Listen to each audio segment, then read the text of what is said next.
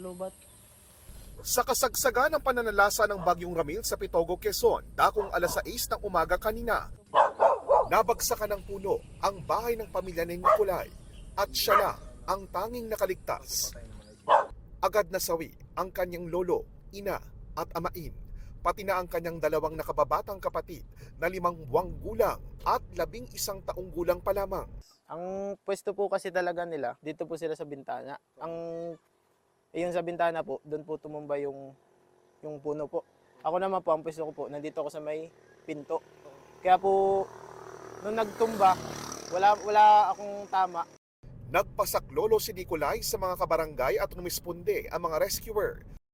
Ayon kay Nicolay, dati nang sinubukang sunugin ng kanyang amain ang puno para di makadisgrasya kapag may bagyo.